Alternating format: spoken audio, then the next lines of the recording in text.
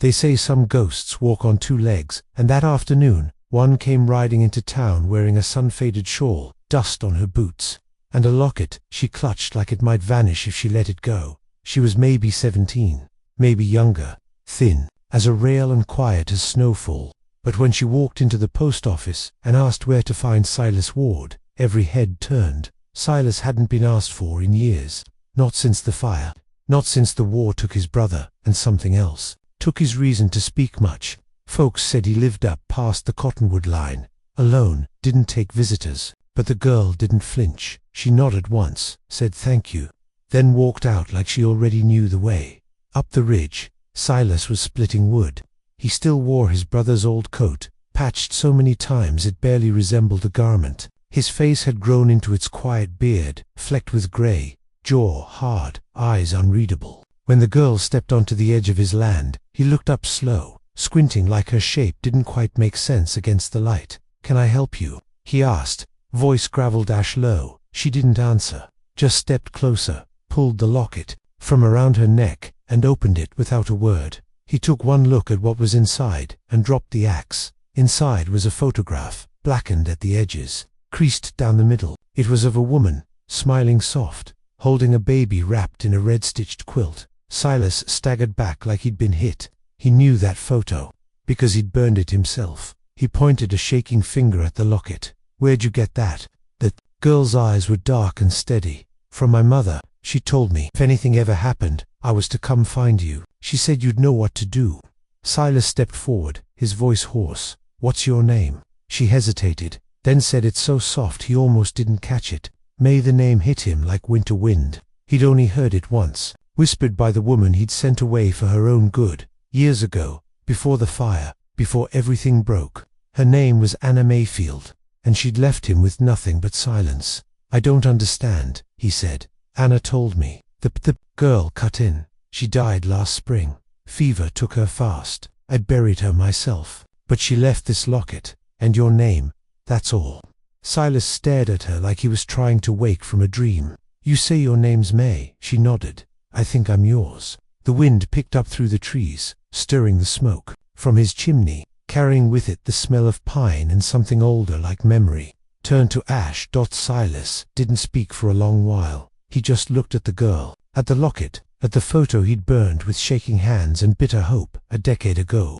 And suddenly, all that pain, all that sacrifice he thought had kept them safe, it twisted into something else. Something he didn't yet have a name for. He turned toward the cabin. "You hungry?" She nodded once. "Come on then, ain't much, but it's warm." And just like that, the door to a life he'd boarded shut began to creak open. What would you do if someone appeared holding a piece of your past, one you thought you'd burned for good? Tell us your thoughts below, and follow the story as Silas and May begin to uncover the truth buried beneath the silence. The cabin was small and spare, one room for everything, and everything with a reason. May stepped over the threshold with care, as if the floorboards might reject her presence. But Silas said nothing, just nodded toward the table and lit the lantern with a practiced hand. There was stew warming on the stove, thick and peppery, with root vegetables he'd pulled from his winter stores. He ladled it out into 2 tin bowls and set one in front of her without a word. She didn't hesitate. Hunger trumped manners, and she ate like someone who hadn't tasted warmth in weeks, maybe longer. Silas didn't eat right away.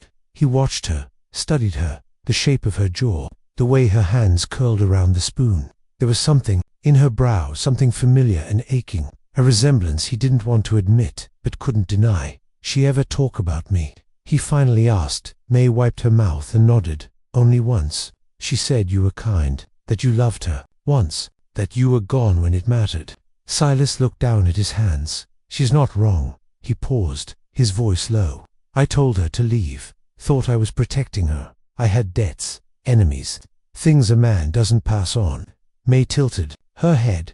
"But you sent her away pregnant?" He nodded slowly. "Didn't know, not for sure. And by the time I figured, it was too late. She wouldn't take my letters, said the past was better buried." May reached into her satchel and pulled out a folded piece of paper. She kept one. Silas took it like it might burn him, unfolded it with calloused fingers.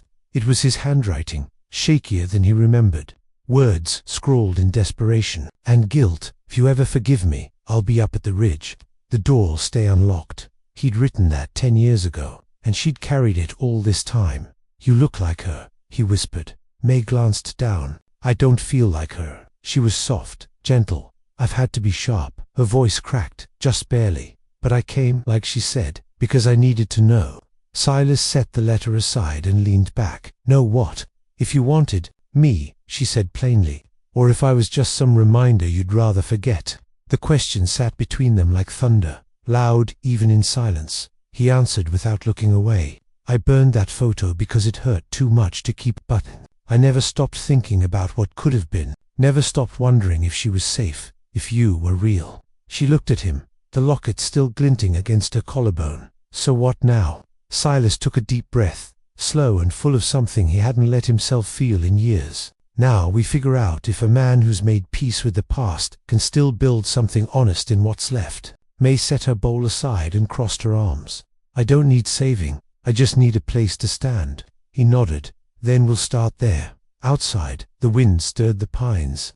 The snow from last week's storm had melted in patches, revealing stubborn tufts of grass beneath. The land was waking up again. So was something inside Silas Ward. The next morning came slow, wrapped in blue mist and birdsong, the kind that rises before the sun and seeps into a man's bones.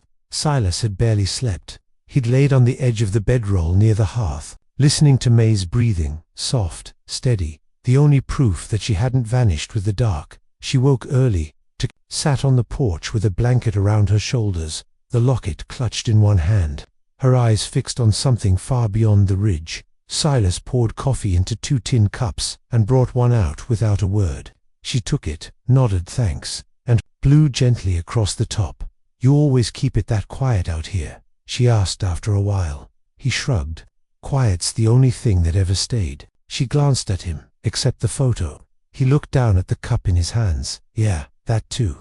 May let the silence stretch, but there was something in her face, a tightening of the jaw, a glint in the eye, like she'd come with more than just a name and a necklace, like she'd come to settle something inside herself. I don't go by Mayfield, she said suddenly. Silas blinked. What do you mean, my mother? She didn't write it on my school papers. Said it wasn't safe. She called me May, like it was a season and not a name. But on the day she died, she gave me the locket and said, it's time you knew what he gave up, and what he might still carry. Silas looked away, the words hitting harder than they had a right to. He swallowed hard. She was braver than me. May nodded. She loved you, even when it hurt. They sat that way for a while, the morning sun climbing slow over the hills, the breeze warming from chill to soft. Then May asked, what happened back then? What made you send her away? Silas took a long breath. I was younger, meaner, got mixed in with men who didn't care much who they hurt, did a job I shouldn't tried to walk away when Anna told me she was carrying, but I wasn't quick enough. Fire started in town that night. They blamed me. Wasn't me. But I didn't stop it either, so I ran. Told her to leave and never look back. Figured I'd burned enough for 2 lives. May watched him quietly. You ever wonder if she would have stayed, even if it got hard? Silas nodded. Every day she didn't press more, just took another sip of coffee, eyes drifting back to the horizon. There's a part of me that came here hoping you'd deny it, that you'd say I wasn't yours. Would have made it easier. Silas looked at her. But you're not looking for easy. She met his gaze. No, I'm looking for the truth, even if it's got splinters. His voice was low, but steady. Then I'll give it to you plain. I don't know what kind of father I can be now, but I want to try, if you'll let me. May set her cup down and stood. Then we start with names. I'll try yours on for a while, see how it fits. He stood too. May Ward. Huh. She cracked a smile, just a flicker. Reckon I've heard worse. Inside the cabin, the photograph, long thought destroyed, still rested on the table. Beside the letter, the locket, and 2 tin bowls scrubbed clean. It was proof that sometimes, things we bury deep don't stay gone. They grow back when we least expect them, and sometimes, they wear a young girl's face and ask for the kind of love that doesn't come easy, but might just come true. It rained that night, soft and steady, the kind that makes old roofs whisper and old wounds ache. Silas had pulled out an extra quilt from the chest near the stove, one his mother had pieced together before the war, back when his hands were still clean and his heart still open. May took it without a word, but as she unfolded it and saw the red-stitched squares, her voice caught in her throat. "This is the same pattern," she murmured, brushing her fingers along the faded cloth, "as the one in the photo." Silas glanced over. "Yeah, Anna used to sit on that while we watched the storms roll in. Said red thread was for luck. For remembering where you came from." He paused. "Didn't know she kept one like it." May nodded slowly. "She wrapped me in it when I was born. Said it came from someone she loved, once." Her fingers tightened. "So it was from you?" Silas didn't answer right away. He just stared into the fire, his jaw tight.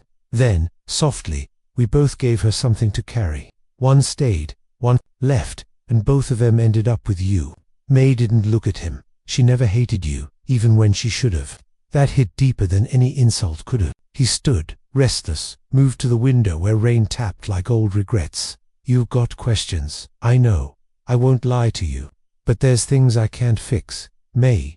Just choices I made when I was too scared to stay." She spoke without pity. "I didn't come here for fixing. I came here for a piece of who I am." Silas turned. "And what if that piece is broken?" She shrugged. "Then I learn how to carry it." In the silence that followed, something shifted. Not forgiveness, not yet, but maybe the bones of it. The start of a thing that might grow roots if they both stayed long enough. The next morning, they rode into town together. May on Silas' old mare, reins loose but confident. Folks watched from porches and storefronts, eyebrows raised, whispers curling like smoke. Silas hadn't been seen with anyone in years, not since the fire, not since Anna at the general store. May bought coffee and flour with a few coins she'd saved. She nodded at folks, but didn't flinch from their stares. Silas followed behind her, quiet but solid. When they stepped out, someone called across the street, "That your girl, Ward?" Silas didn't answer for a moment. Then he looked at May and said, plain as sunlight, "Yeah, she is." That night, back at the cabin, they lit the fire again and boiled coffee just because it felt like home. May laid out the red-stitched quilt and asked, "Did she ever tell you what she wanted for me?" Silas thought hard. "She said she wanted you strong enough to walk alone, but soft enough to stay if someone gave you reason." May looked up. "You think I'm there yet?" He nodded. "More than I ever was at your age." She smiled, real this time, not sharp, not guarded, just tired and young and finally, maybe, a little less alone. Outside, the rain had stopped, the wind had calmed, and inside, under a patched old roof, two people with the same shadow in their eyes leaned just a little closer to the fire, and, maybe, to each other. It was just after dawn when May found the box. She'd been sweeping out the corner of the cabin near the hearth, the part Silas never touched, where dust gathered like old secrets. Behind a loose board, tucked tight between wall and foundation, she pulled out a tin cigar box, rusted at the edges but still shut firm. She held it for a long moment, then brought it over to the table. Silas had just poured his coffee when he saw it. His eyes went flat. "Where'd you get that?" "Behind the wall," May said quietly. "I didn't mean to snoop." He sat down slow, ran a weathered hand over the lid. "That ain't been opened in years." "What's inside?" she asked. He didn't answer, just clicked it open. Inside were folded papers, bits of dried lavender, and a single envelope with Anna's name on it. Her full name, Anna Grace Mayfield, written in Silas' cramped handwriting, unopened, UNSENT. May stared at it. "You wrote to her?" Silas nodded. "Right after I heard she'd had the baby. I didn't know what to say, only that I had to say something, but I didn't send it. Didn't think I had the right." May reached for it. "Can I?" He hesitated, then handed it over. Her hands were steady as she unfolded it, though her breath caught before she started to read. Silas looked away while she read his words written in a time when hope still fought for room against shame. "Anna, if you're reading this, it means I got brave enough to send it, which I probably won't, but I need you to know. I think of you, I think of what we were, of the child. I don't know if I'm meant to be a father, but I know I ain't forgotten either of you. I hope you name her something strong, something like spring, something like May." May blinked fast, swallowed hard. "You gave me my name." Silas kept his eyes on the fire. "I asked for it. I didn't earn it." "You never sent this," she said, almost to herself. "I thought by not sending it, I was protecting you both, but maybe I was just hiding." May folded the letter carefully and placed it back in the box. She kept things from me, too. Said the truth could wait. I used to hate her for that. But now I think, maybe she was just giving me time to grow strong enough to face it. Silas looked at her then. You think you have? She nodded. Yeah, I think I have. The next day, they walked together to Anna's grave, 2 miles out past the cottonwoods, on a little rise that overlooked the valley. May had buried her mother there with her own hands, wrapped in the second quilt and wildflowers from the hill. She knelt beside the marker, cleared the leaves, then placed the letter, unopened, against the stone. She didn't need to read it. She whispered. She already knew. Silas knelt beside her, silent. He didn't pray, but he took off his hat, let the wind touch his face, and for the first time in a long while, he felt something loosen in his chest. On the way back, May said, if she hadn't died, I don't know if I ever would have come. Silas said, if you hadn't come, I don't know if I ever would have lived again. They didn't say more than that. The silence between them wasn't heavy anymore. It was something else now, like shared ground, like breath. Have you ever found words that came too late, but still mattered anyway? Share with us below. The next part of May and Silas' journey is just ahead, and every step carries something worth holding on to. The wind changed in late spring, the kind of change you feel before you hear it. The way birds go silent and horses lift their heads. May stood by the fence mending wire when she smelled it. Smoke, faint but certain. She turned slow, her breath catching. The ridge behind the canyon was glowing orange. Silas saw it too. He came from the barn in long strides, eyes already scanning the sky. Brush fire, dry winds fanning it east. May didn't panic. She didn't freeze. She met his eyes square and said, what do we need to do? He looked at her, proud and startled all at once. We prep the line, clear the brush around the cabin, wet the ground best we can, and pray it skips us. They worked until their hands bled, shovels and sacks and buckets, dirt under their nails, smoke in their hair. The sky turned copper and the air thickened with ash. It wasn't the roaring kind of fire that came fast and cruel, not yet, but it carried memory, and that was its own kind of danger. At one point, May stopped, her chest heaving. Was this how it was before? Silas nodded. Worse. Then, I had no one to protect but myself, and that was the problem. She looked at him. Well, now you do. And he didn't say a word, just handed her another bucket. By dusk, the fire had slowed. The wind had shifted. They sat in the dirt beside the well, backs against the stones, covered in soot and sweat. The air still smelled of burn, but the cabin stood. The land around them, though scorched in patches, held. I used to dream of fire, Silas said, voice low. After Anna left, I'd wake up gasping, not from heat, from the feeling of being too late. May stared at the horizon, and now he looked at her, soft but steady. Now I wake up with someone beside me who ran toward the flames. She didn't smile, but she leaned her shoulder against his, just enough to be felt. Later, inside, May stood near the firelight, brushing ash from her arms. I know I'm not what most folks think of when they hear the word daughter. I'm rough, got holes in me from things I've seen. Silas stood at the stove, pouring water for tea. Good, then you'll fit right in. She looked over. You mean that? He turned, holding out the cup. There ain't a part of you that don't belong here. They sat at the table, quiet but comfortable, sipping warm tea while the night whispered through the trees. Outside, a few embers still glowed on the hillside, but inside, the cabin had never felt safer. May had never been good with idle time.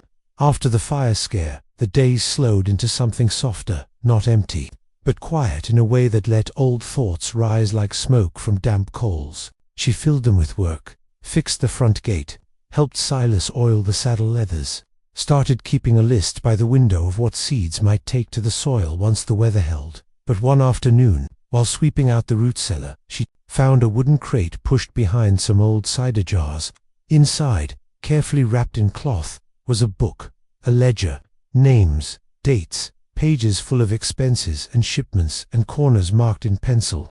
Silas came down the steps with a lantern and froze when he saw her holding it. What's this? She asked. He set the lantern down and rubbed his beard. That was the old horse business. Me and my brother ran it for things turned bad. Honest work, mostly. The last good thing I was part of. May flipped through the pages. Why'd you stop? Debt caught up. Fire took the rest. He paused. Sometimes it's easier to let a name die than carry it through shame. She looked up at him, but it wasn't all shame. I mean, look at this. You made something. Here, with your brother. Silas nodded slowly. Didn't think anyone cared. May held the book like it mattered, I think. If I'm gonna wear your name, I should know where it came from. That evening, she brought the ledger to the porch, laid it beside a saddle she'd been restitching. You ever think about starting it up again? She asked. The horses, yeah. He thought for a long while. Maybe, if someone younger had hands to help. She gave him a look. Don't push it. I said I'd carry the name.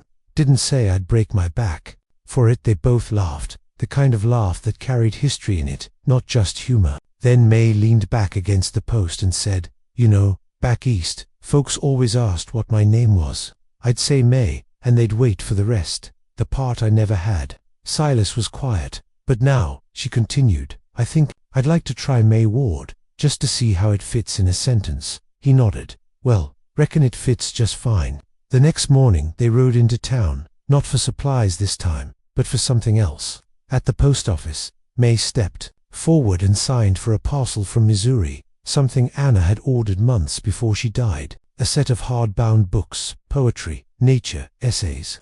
Her mother's handwriting still on the label. Back outside, May looked down at the box in her arms. She was planning to teach me. She still might, Silas said.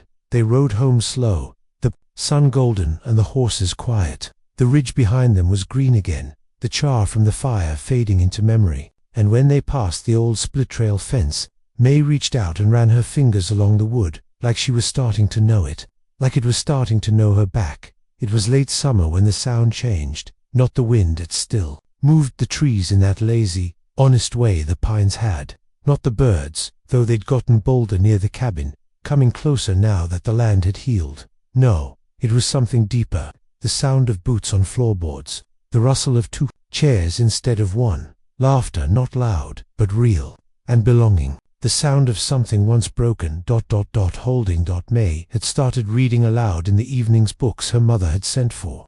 At first, she stumbled through the long words, unsure, but Silas listened anyway, nodding, sometimes offering a word. When she paused, over time, the awkwardness softened into routine. Her voice filled the little cabin in a way that made it feel more like a home and less like a shelter from guilt. One night, after she finished a passage about wild geese and migration, she looked up and asked, you think some folks are meant to come back, even if they don't know where they started?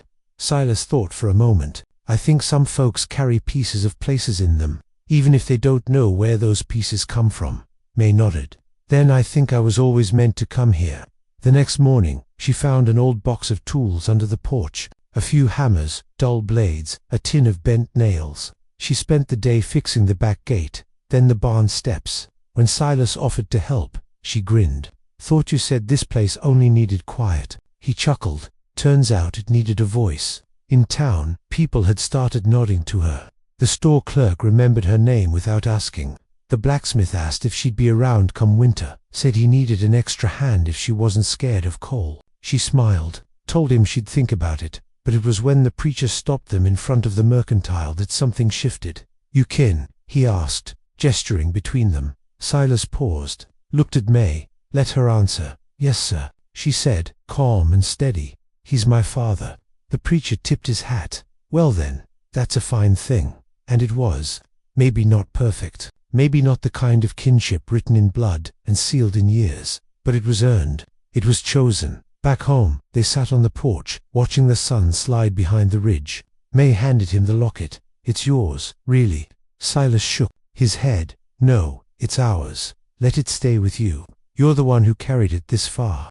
She ran her thumb across the photo inside. You think she'd be proud of us? He looked out toward the fields. I think she already was. Just waited for us to see it. May leaned back, her boots crossed at the ankles. Feels like I've been looking for a place my whole life. Silas didn't say anything at first. Then, gently, maybe it ain't about finding a place. Maybe it's about building one. And that night, the sound of belonging didn't come from the fire or the chairs or the books. It came from the quiet understanding between two people, once strangers, who now knew how to sit side by side and listen to the silence without fear.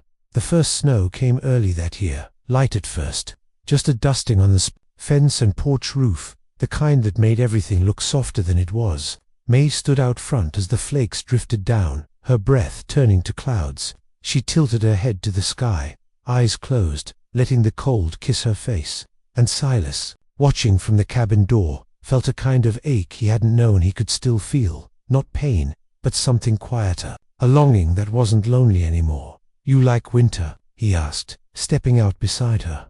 "I like that it doesn't ask for anything," she said. "It just comes. Doesn't matter who's ready or who's not." He nodded. "That's true of a lot of things." Later that morning, they hauled firewood inside, stacked it along the wall beside the stove. May moved like she'd been doing it her whole life. Her shoulders were stronger now, her palms toughened from the post-hole digger and the old barn gate. She no longer flinched at the sound of a coyote call at night or the way the wind screamed. Through the valley, the land was no longer a stranger. It had taken her in. While digging through the chest for extra blankets, May found something wrapped in muslin. She opened it slowly. A baby's dress, yellowed with time, stitched by hand. Tucked inside was a ribbon, faded red. She brought it over to Silas without a word and placed it on the table between them. He looked at it and exhaled long and slow. "She made that before you were born. Told me she wanted something soft for your first winter. I never saw you in it, just kept it, I guess. Fool thing to hold on to." May smiled gently. "Not so foolish." She reached for the ribbon. "This was from the quilt, wasn't it?" He nodded. "Tore it off the corner the day she left. Said she wanted you to have luck sewn in from the start." They sat there, hands resting near the memory of someone who was gone but not lost. Then May said something he hadn't expected. "I want to change the name on my school record." Silas blinked. "What name do you want?" "Mayfield Ward," she said, firm but soft, "so I can carry both." He nodded once, eyes glistening. "Your mother would have liked that." Outside, the snow thickened and the sky turned pale and still. The land seemed to hold its breath, and the cabin filled with a warmth that wasn't just from the stove. That evening, May brought down her mother's poetry book. She opened it to a folded page, one that had a line circled in pencil. "We do not choose where we are born, but we can choose where we belong." She read it aloud, and Silas closed his eyes, listening like it was a hymn. Winter deepened quietly that year. The days shortened, the nights stretched long and silent, broken only by the creak of logs in the stove and the whisper of snow slipping off the roof. Inside the cabin, it felt like time had slowed not to a stop, but to something gentle, something intentional. May was stitching. She'd found scraps of cloth in the bottom of the old trunk-faded dresses, worn shirts, a flour sack printed with roses. She cut them into squares and pieced them together at the table where she once sat as a stranger. Now, each square was a memory. The red from her mother's ribbon, the blue from Silas's old work shirt, the yellow gingham from her own travel bag, a history sewn by hand. "You ever done this before?" Silas asked one evening, watching her from his rocking chair, a mug of cider warming his palms. She shook her head. "No, but I watched her, and I remember how she did it, slow, careful, like each stitch mattered." He smiled. "They do." They'd grown easy with each other, not always talking, not always needing to. There were days when the silence between them said more than words, and other days, like this one, when they shared little bits of themselves like passing a mug across a table. That night, May folded the quilt top across the back of the rocking chair. "I want to finish it before the thaw." Silas looked up. "Why the rush?" She hesitated. "I think I want to go to the schoolhouse this spring, maybe help out." Reading," he nodded, slow and steady. "That sounds like something your mother would have done." "I'm not leaving," she said quickly, as if afraid he'd misunderstand. I want to use what she gave me, what you gave me." Throat tightened, but he managed a soft reply. "You already are." On the first morning of spring, before the frost fully lifted, May stood at Anna's grave again. This time, she wasn't alone.